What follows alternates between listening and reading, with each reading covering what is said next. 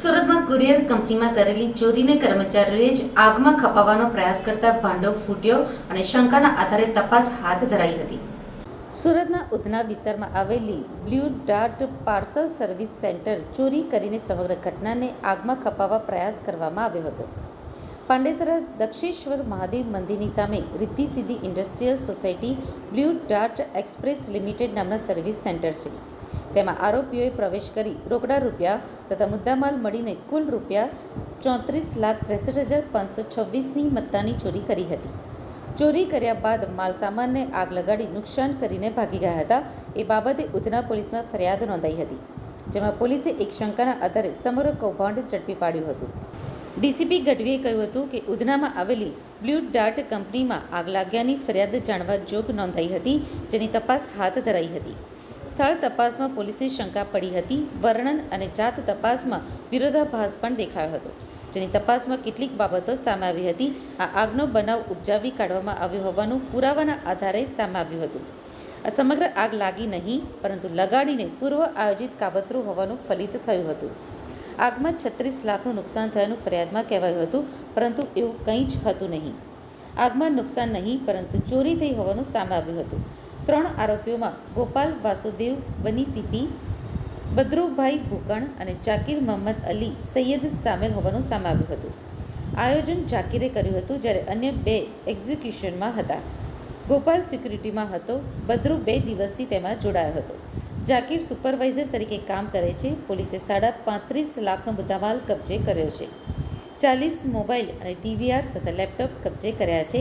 એ જ રીતે તેમણે અઠવા વિસ્તારમાં પણ 40 લાખથી વધુની ચોરીને અંજામ આપ્યો હોવાનું સામે આવતા તેની પણ તપાસ હાથ ધરવામાં આવી છે. ઉધના પોલીસ સ્ટેશન વિસ્તારમાં બ્લુ ડાર્ટ નામની કંપની કે જે ઉધનામાં એક શોપિંગ સેન્ટર પાસે આવેલી છે, ત્યાં આગ જાણવા જોગની ફરિયાદ નોંધવામાં આવી હતી, જે 3 તારીખનો બનાવ છે. ત્યારબાદ પોલીસે જે ઉધનાની સર્વેલન્સ ટીમ છે, આ ઉપરાંત જે ઇન્વેસ્ટિગેશન ઓફિસર છે અને ઉધનાના બંને પીઆઈ છે, આ સ્થળની વિઝિટ કરે છે. આ સ્થળની વિઝિટ કરતાં પોલીસને થોડીક શંકા જાય છે, કેમ કે જે રીતના આગનો બનાવ બને છે અને જે રીતના ઘટના આ લોકોએ વર્ણવી હતી અને સ્થળ ઉપર જે પરિસ્થિતિ હતી, આ તમામમાં થોડુંક વિરોધાભાસ પોલીસને જણાય છે, જેથી પોલીસ વધુ ઊંડાણપૂર્વક આમાં તપાસ કરે છે. તપાસ કરતાં કેટલીક બાબતો સામે આવે છે અને પોલીસને એવું ખ્યાલ આવે છે કે આ સમગ્ર ઘટનામાં આગ લાગવાનો બનાવ એ બનાવી અને ઉપજાવી કાઢેલો બનાવ જણાય છે અને હકીકતમાં ત્યાં એક ઘરફોડ ચોરીનું પૂરેપૂરું એક યોજનાબદ્ધ કામકાજ કરવામાં આવ્યું હતું અને એ આધારે અમે કેટલાક પુરાવાઓ પણ મેળવ્યા હતા. સમગ્ર બનાવમાં આગ જાણવા જોગમાં 36 લાખથી વધારેનો મુદ્દામાલ નુકસાન થયું હતું, એ પ્રકારની ફરિયાદ નોંધવામાં શરૂઆતમાં આવી હતી. પરંતુ જ્યારે અમને ખબર પડી કે આ મુદ્દામાલ કોઈ પણ જાતનું આગમાં નુકસાન થયું નથી, પરંતુ એની ચોરી થઈ હતી. પોલીસે આ બાબતે આમાં જે મુખ્ય આરોપીઓ છે, જેમાં 3 વ્યક્તિઓ સામેલ છે.